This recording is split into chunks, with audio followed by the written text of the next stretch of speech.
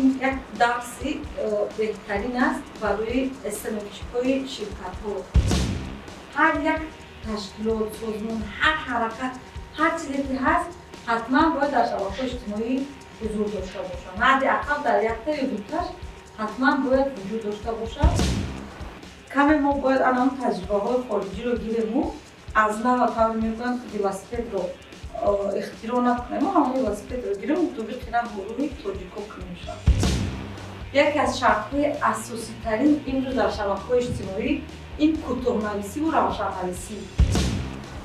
бояд гапи шумо як каса ҳатман мафҳум нашавад. ин ҷомеа гуногунранг аст ку. ҳамин забони хуш мо назарчаш мекунем. Это вот золотое правило барои смс. И худатон